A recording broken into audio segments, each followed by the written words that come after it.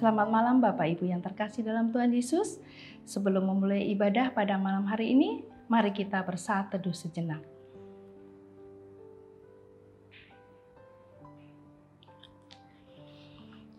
Umat yang dikasihi Tuhan, mari mengawali persekutuan ini dengan menaikkan mazmur pujian bagi Tuhan dari Mazmur pasal 10 ayat 10 sampai 11 yang menyatakan, Aku mengabarkan keadilan dalam jemaah yang besar. Bahkan tidak kutahan bibirku. Engkau juga ya tahu ya Tuhan. Keadilan tidaklah kusembunyikan dalam hatiku. Kesetiaanmu dan keselamatan daripadamu kubicarakan. Kasihmu dan kebenaranmu tidak kudiamkan. Kepada jemaah yang besar. Sekarang, mari berdiri untuk menyanyikan pujian syukur dengan hati tulus.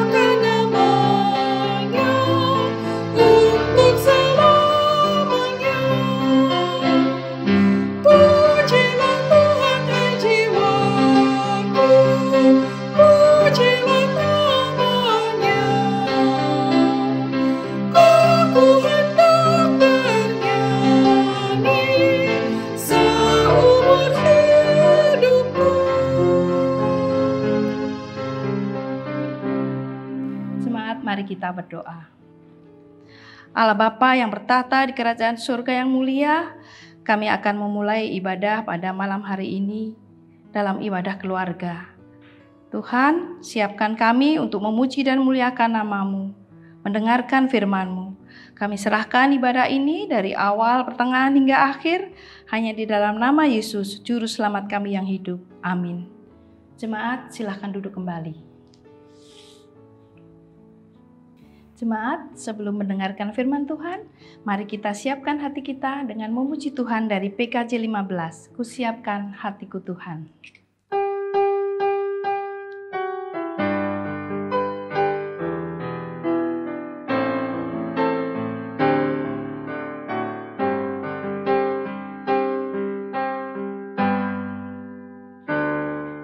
Kusiapkan hatiku Tuhan, menyambut firman-Mu saat ini. Aku sujud menyembah Engkau dalam hadirat-Mu saat ini. Curahkanlah pengurapan-Mu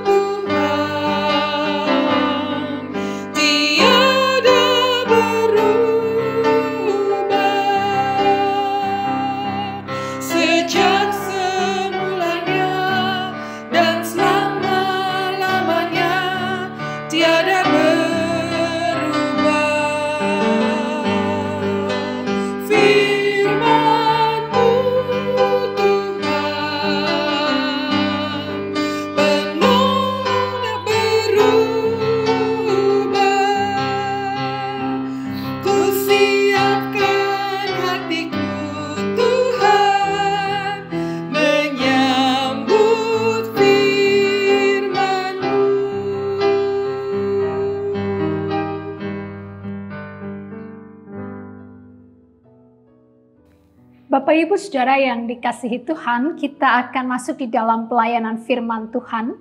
Mari kita persiapkan akan Alkitab kita sesuai dengan sabda guna krida dari Kisah Para Rasul pasal 10 ayat 34 hingga ayatnya yang ke-43. Kisah Para Rasul pasal 10 ayat 34 sampai 43 akan menjadi perikop renungan kita dalam ibadah di malam hari ini. Dan ketika kita telah mempersiapkan bagian pembacaan kita, mari Bapak Ibu Saudara yang dikasihi Tuhan, kita berdoa untuk memohon bimbingan kuasa Roh Kudus. Mari kita berdoa. Kami kembali hadir di hadapan-Mu Tuhan, mengucap syukur untuk penyertaan Tuhan dalam hidup kami sehingga kami boleh ada sampai dengan saat ini. Kami mengucap syukur, terima kasih Bapa, karena sekarang kami akan menimba dari mata air kehidupan, akan butir-butir hidup yang akan menolong kami, menyegarkan kami, dan memberikan kepada kami semangat baru dalam menjalani kehidupan kami di sisa minggu hari ini ya Tuhan, minggu ini. Bapa Maha Baik, kuasailah kami dengan Roh Kudus, sehingga ketika kami membaca Alkitab, merenungkannya, Hamba-Mu menjelaskan bagi kami boleh mengerti. Dan bukan hanya mengerti, tapi kami juga dimampukan untuk melakukan firman Tuhan dalam hidup kami, kerja karya kami, hari demi hari. Terima kasih Bapa, bersabdalah, kami siap untuk merenungkan firman Tuhan. Amin. Mari kita berdiri. Dan mari kita membaca akan Alkitab kita dari Kisah Para Rasul pasal 10 ayat 34 sampai 43 yang demikian bunyi firman Tuhan. Lalu mulailah Petrus berbicara, katanya, sesungguhnya aku telah mengerti bahwa Allah tidak membedakan orang. Setiap orang dari bangsa manapun yang takut akan Dia dan yang mengamalkan kebenaran berkenan kepadanya. Itulah firman yang ia suruh sampaikan kepada orang-orang Israel, yaitu firman yang memberitakan damai sejahtera oleh Yesus Kristus yang adalah Tuhan dari semua orang.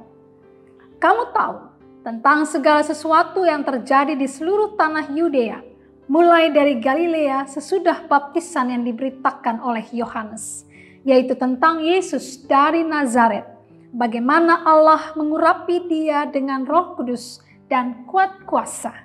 Dia yang berjalan berkeliling sambil berbuat baik dan menyembuhkan semua orang yang dikuasai iblis, sebab Allah menyertai Dia.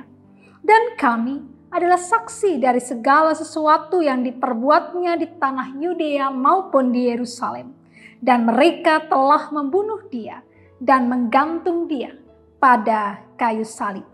Yesus itu telah dibangkitkan Allah pada hari yang ketiga, dan Allah berkenan bahwa Ia menampakkan diri, bukan kepada seluruh bangsa, tetapi kepada saksi-saksi yang sebelumnya telah ditunjuk oleh Allah, yaitu kepada kami yang telah makan dan minum bersama-sama dengan Dia setelah Ia bangkit dari antara orang mati. Dan Ia telah menugaskan kami memberitakan kepada seluruh bangsa dan bersaksi bahwa Dialah yang ditentukan Allah menjadi hakim atas orang-orang hidup dan orang-orang mati.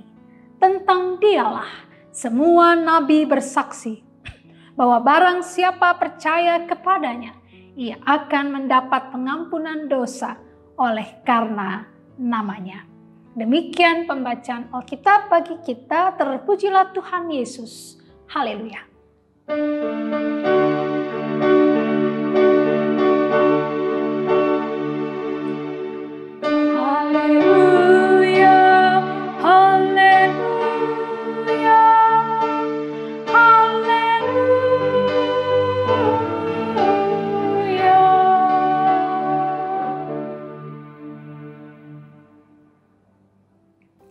Bapak Saudara yang dikasihi Tuhan, kitab Kisah Para Rasul bukan saja berbicara tentang sejarah pekabaran Injil mula-mula, Bukan juga hanya bicara tentang cara hidup jemaat mula-mula, tetapi dia juga bicara tentang berbagai kisah karya Roh Kudus melalui para rasul dalam pemberitaan Injil mereka.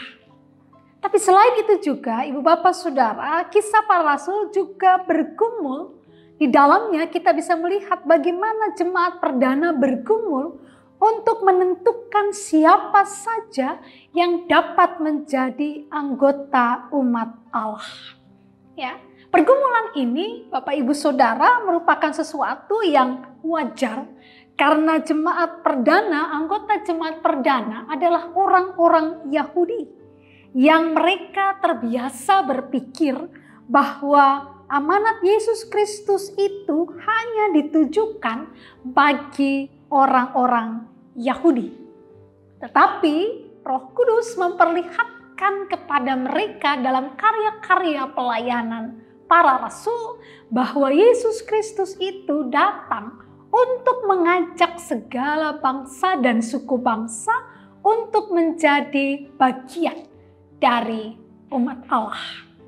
Salah satu contoh dari pergulatan jemaat perdana ini tampak dalam perikop pembacaan kita hari ini melalui tokoh Petrus, sang Rasul Yesus Kristus, salah satu murid Tuhan Yesus.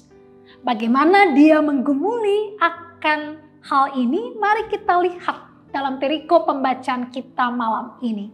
Perhatikan di ayat yang ke-34 sampai ayat yang ke-36. Dikatakan di sana, lalu mulailah Petrus berbicara, katanya, sesungguhnya aku telah mengerti bahwa Allah tidak membedakan orang. Setiap orang dari bangsa manapun yang takut akan Dia dan yang mengamalkan kebenaran berkenan kepadanya. Itulah firman yang Ia suruh sampaikan kepada orang Israel, yaitu firman yang memberitakan damai sejahtera oleh Yesus Kristus yang adalah Tuhan dari semua orang. Pertanyaannya adalah mengapa bacaan kita dibuka dengan pernyataan Petrus bahwa sesungguhnya aku telah mengerti bahwa Allah tidak membedakan orang. Ibu Bapak, bagian pembacaan kita merupakan bagian dari kisah tentang bagaimana Allah mengajar Petrus melalui perjumpaannya dengan Cornelius, seorang perwira pasukan Italia yang nanti bisa Bapak Ibu baca secara keseluruhan dalam pasal 10 ayat 1 sampai 33. Ya, dimulai ya di dalam, nanti Bapak Ibu bisa perhatikan secara khusus di ayat 10 sampai 16.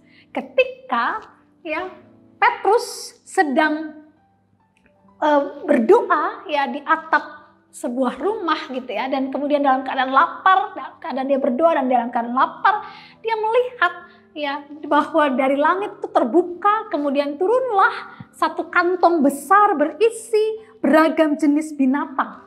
Ya, kalau kita lihat Bapak Ibu pada ayat pasal 10 ayatnya yang ke-11 sampai ayatnya yang ke-12. Tampak olehnya langit terbuka dan turunlah suatu benda berbentuk kain lebar yang bergantung pada keempat sudutnya yang diturunkan ke tanah. Di dalamnya terdapat pelbagai jenis binatang berkaki empat, binatang menjalar dan burung.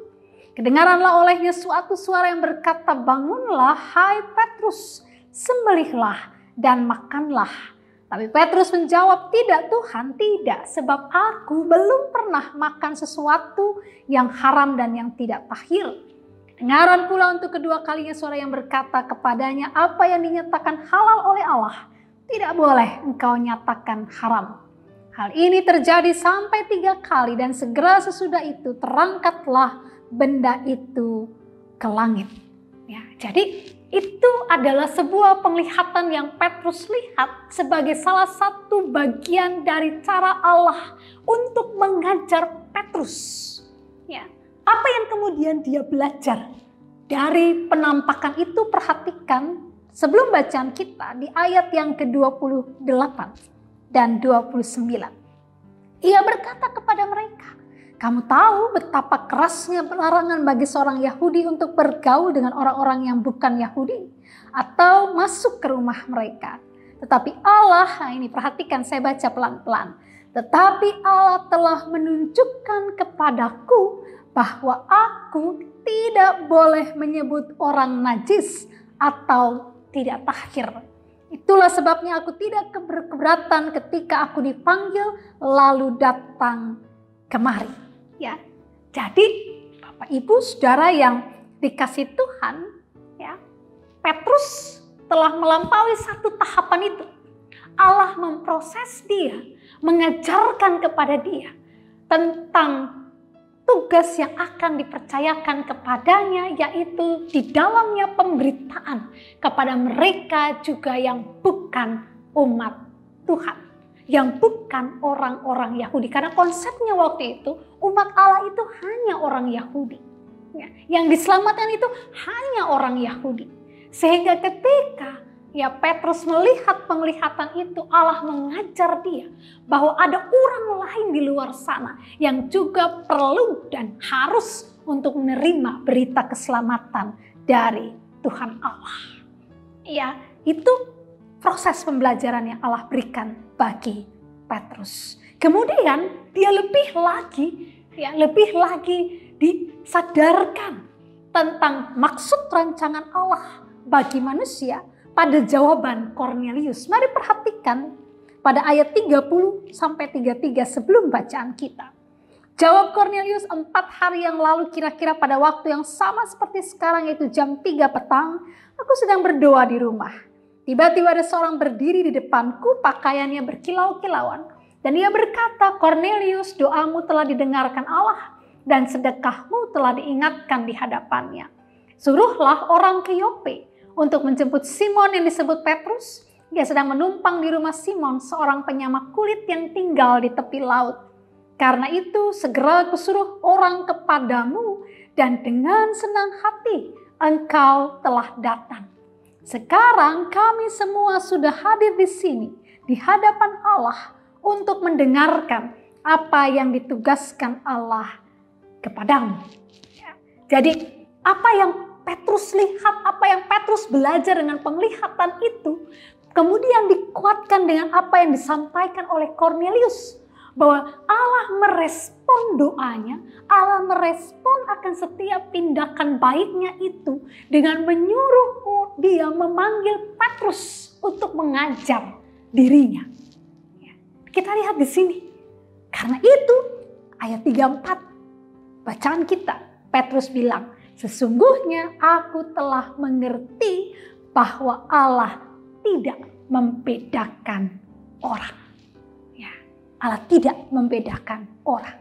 Lalu di ayat yang ke-35 dikatakan setiap orang dari bangsa manapun yang takut akan dia dan yang mengamalkan kebenaran berkenan kepadanya. Ya, jadi inilah yang kemudian membuat Petrus sadar bahwa Allah itu adalah Allah bagi semua orang. Ya, semua orang. Dan siapapun dari suku bangsa manapun yang mau percaya pada Allah, yang takut akan Allah, melakukan kehendak Allah, mereka dapat diselamatkan. Poin pertama dari pembacaan kita ini, Bapak Ibu Saudara, bahwa Allah adalah Tuhan bagi semua orang. Ya, Tuhan bagi setiap orang. Siapapun yang takut pada Tuhan, mengamalkan akan kebenaran, melakukan apa yang benar, mereka berkenan kepada Tuhan Allah. Hal pertama. Hal yang kedua, mari perhatikan Ibu Bapak Saudara di ayat yang ke-39 sampai ayatnya yang ke-42. Dikatakan di sana, dan kami, ya, Petrus bilang dia dan teman-temannya, adalah saksi dari segala sesuatu yang diperbuatnya di tanah Yudea maupun di Yerusalem, dan mereka telah membunuh dia dan menggantung dia pada kayu salib. Yesus itu telah dibangkitkan Allah pada hari yang ketiga, dan Allah berkenan bahwa ia menampakkan diri, bukan kepada seluruh bangsa, tetapi kepada saksi-saksi yang sebelumnya telah ditunjuk oleh Allah, yaitu kepada kami, yang telah makan dan minum bersama-sama dengan dia setelah ia bangkit dari antara orang mati. Dan ia, perhatikan di sini. Perhatikan di sini. Ya. Dan Ia telah menugaskan kami memberitakan kepada seluruh bangsa dan bersaksi bahwa Dialah yang ditentukan Allah menjadi hakim atas orang-orang hidup dan orang-orang mati. Di sini Petrus memperlihatkan melalui apa yang dia saksikan.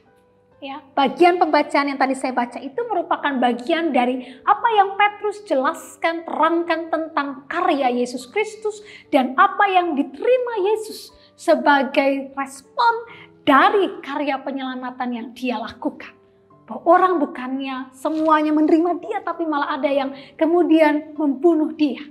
Tapi ternyata itulah bagian dari rancangan keselamatan Tuhan Allah. Ya, dari sini kita belajar. Ya, dari perikop ini terkait dengan apa yang Petrus katakan beberapa kali, dia katakan kami saksi. Ya. Lalu di ayat 41 dikatakan bukan kepada seluruh bangsa tapi kepada saksi-saksi yang sebelumnya telah ditunjuk oleh Allah, yaitu kepada kami. Kembali lagi.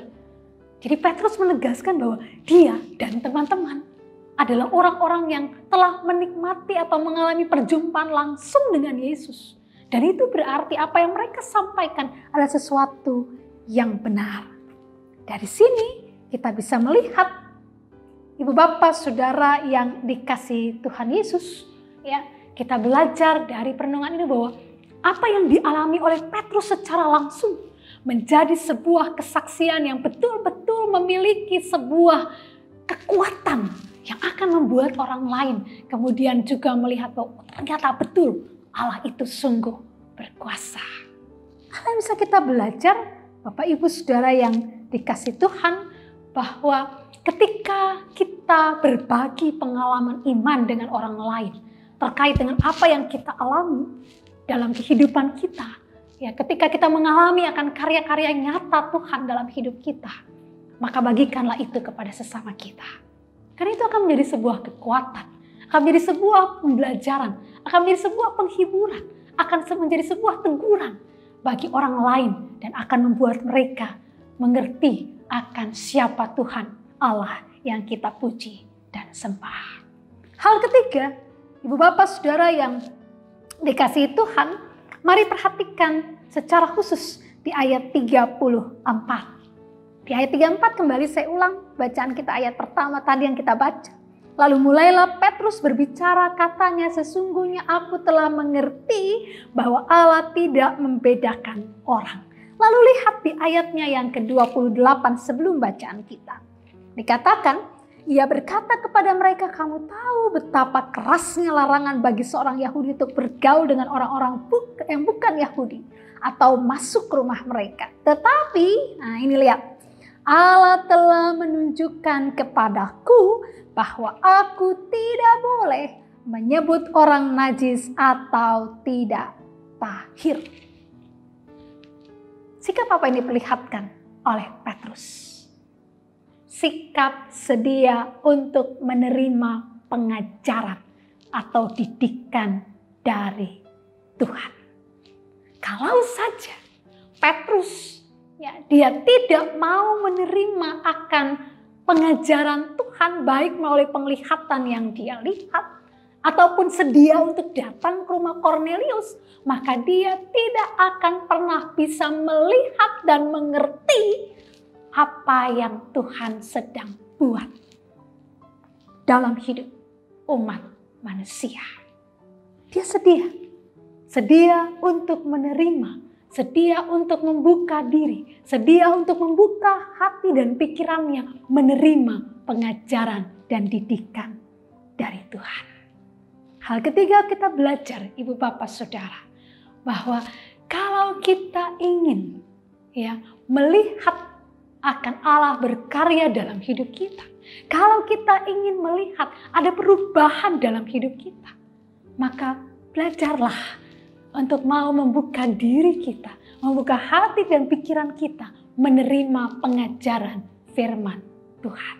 Berulang kali saya katakan, firman Tuhan itu ibaratnya seperti pedang, ya, pedang bermata dua, yang sangat menyakitkan, yang menusuk dalam, ya, karena memang tujuan dari firman Tuhan itu bukannya meninabobokan orang, Tapi tujuan dari firman Tuhan itu adalah untuk mengajar, mendidik, menegur, memberitakan kesalahan, memperbaiki kelakuan.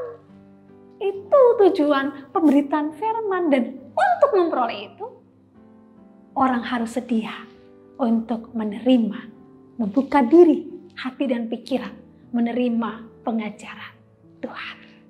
Ibu bapak saudara yang dikasihi Tuhan, tiga pelajaran penting kita dapat dalam perenungan kita malam ini. Pertama, pelajaran penting pertama bahwa Tuhan adalah Allah bagi semua orang. Camkan itu. Karena Tuhan adalah Allah bagi semua orang, maka kita diajar hargai dan hormatilah setiap orang, kendati pun mereka berbeda dari kita. Kendati pun mereka memiliki kepercayaan yang berbeda dengan kita, hargai mereka, hormati mereka. Karena Tuhan Allah adalah Tuhan bagi semua orang. Hal pertama.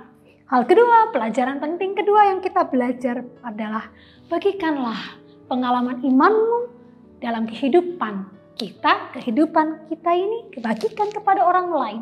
Dan itu akan menjadi berkat untuk mereka. Ketimbang kita cuma comot sana comot sini ayat Alkitab gitu kan. Ketimbang kita cuma mengatakan, oh ya betul kata si A, si B, si C, si D.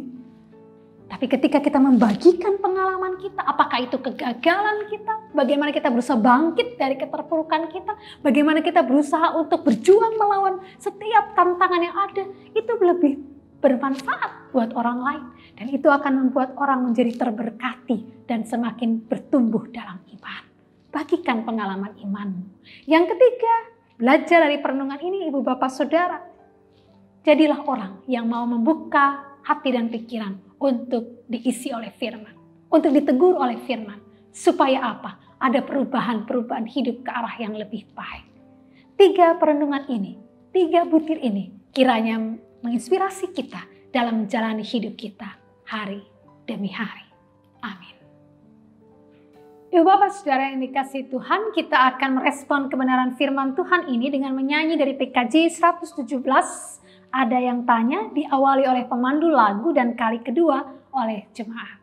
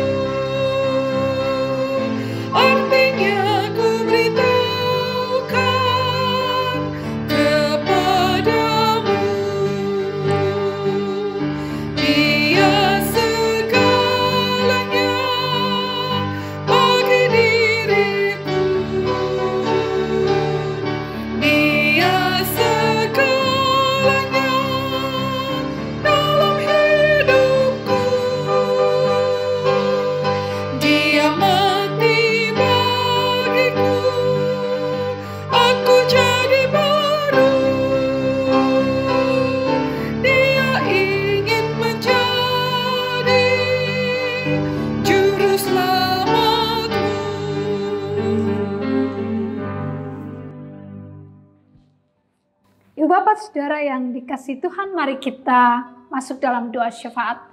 Kita berdoa. Terima kasih firman-Mu telah kami dengar dan renungkan bersama. Tolong kami Bapa untuk boleh menjadi pelaku-pelaku firman dalam kehidupan kami dan bukan hanya pendengar saja. Saat ini Bapa, kami mohon tuntunan-Mu agar kami boleh menerapkan apa yang sudah kami renungkan itu dalam setiap karya hidup kami, hari demi hari.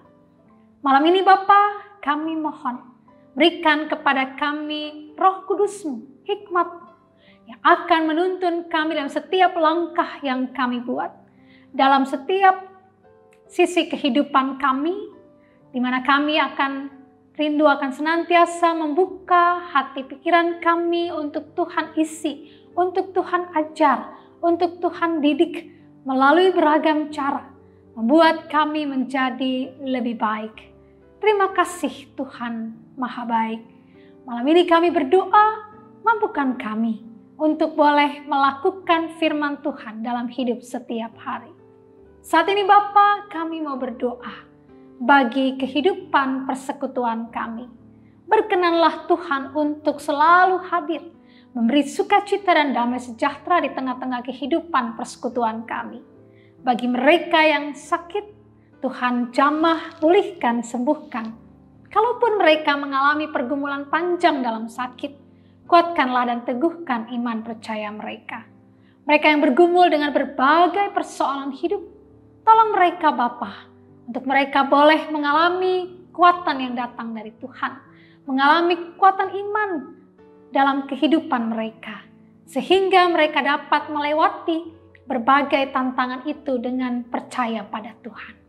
Kami juga berdoa Bapa Maha Baik, menyerahkan akan kehidupan pergumulan akan gereja-Mu untuk baik penjualan pasturi maupun untuk penandatanganan 90 warga jemaat dan juga dalam proses penggalangan dana. Kami yakin percaya Tuhan, Kau akan turut campur tangan dalam setiap proses yang sedang kami jalani saat ini. Sehingga sungguh Tuhan, semua karya kerja kami itu akan berhasil dalam penyertaan Tuhan, dalam kekuatan Tuhan, dan kiranya nama-Mu dimuliakan senantiasa. Kami berdoa juga Bapa bagi kehidupan berbangsa dan bernegara. Biarlah Engkau memberikan kepada Presiden kami dan seluruh jajarannya, dan juga pemerintah Kota Depok dengan seluruh jajarannya, hikmat yang dari Tuhan, kekuatan, kesehatan, sukacita, dan damai sejahtera. Mampukan mereka melakukan setiap tanggung jawab mereka dengan kekuatan dari Tuhan. Dan kiranya mereka dimampukan menyelesaikan beragam situasi yang pelik dalam kehidupan bangsa negara kami karena pandemi COVID-19. Dan kiranya kesejahteraan bangsa kami tetap terpelihara. Ketika kami berdoa saat ini pun kami berdoa bagi masa depan kehidupan bangsa negara kami. Kami percaya Tuhan, Engkau telah memelihara hidup bangsa kami 75 tahun ini. Maka Engkau juga akan terus pelihara, jaga, dan lindungi. Dan kami percaya kami tetap akan melihat campur tangan Tuhan dalam hidup berbangsa dan bernegara kami. Terima kasih Bapa Maha Baik. Terima kasih untuk persekutuan di malam hari ini. Biarlah apa yang sudah kami lakukan menjadi persembahan yang harum di hadapan Tuhan. Bagi tim Komlit yang sudah menolong, memfasilitasi, membuat video-video ini, bagi pemandu pujian dan juga pemain musik, Bapa berkati mereka, dan biarlah semua karya layan bersama kami menjadi persembahan yang harum. Juga buat Ibu Diaken Esther Paliama sebagai pelayan liturgi, Tuhan berkati agar seluruh karya layan kami sungguh-sungguh berbuah sesuatu yang manis dan menjadi persembahan yang harum di hadapan Tuhan. Terima kasih Bapa Maha Baik. Ini doa kami. Ampuni pelanggaran kami. Dengar dan sambut doa yang kami bawa bukan dengan nama lain, melainkan dalam nama Yesus Kristus yang telah mengajar kami berdoa bersama-sama. Bapa kami yang di surga, dikuduskanlah nama-Mu. Datanglah kerajaan-Mu, jadilah kehendak-Mu di bumi seperti di surga. Berikanlah kami pada hari ini makanan kami yang secukupnya, dan ampunilah kami akan kesalahan kami, seperti kami juga mengampuni orang yang bersalah kepada kami. Dan jangan membawa kami dalam pencobaan, tapi lepaskanlah kami daripada yang jahat.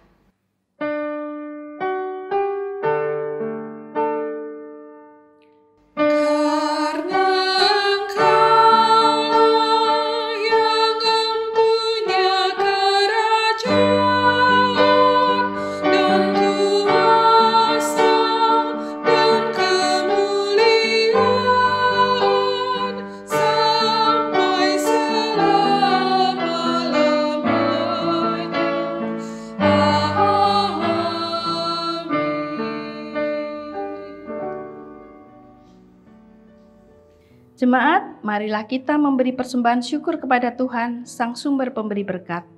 Ingatlah akan firman Tuhan yang mengatakan, sebab jika kamu rela untuk memberi, maka pemberianmu akan diterima. Kalau pemberianmu itu berdasarkan apa yang ada padamu, bukan berdasarkan apa yang tidak ada padamu. 2 Korintus pasal 8 ayat 12. Tuhan memberkati saudara dan persembahan saudara.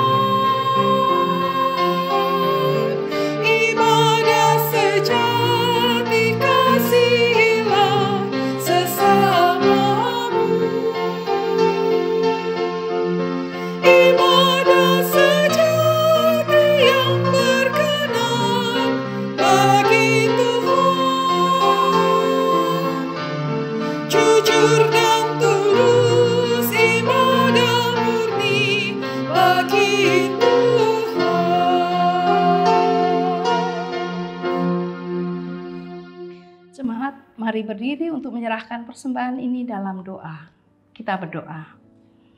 Allah Bapa yang sungguh baik, terima kasih Tuhan atas kesempatan pada saat ini kami boleh mengumpulkan persembahan.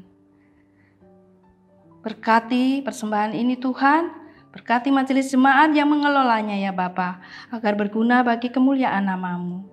Ya Tuhan sumber berkat, terimalah persembahan kami ini. Hanya di dalam nama anak-Mu Yesus Kristus kami berdoa dan mengucap syukur. Amin. Ibu Bapak Saudara yang dikasihi Tuhan, mari kita berdiri.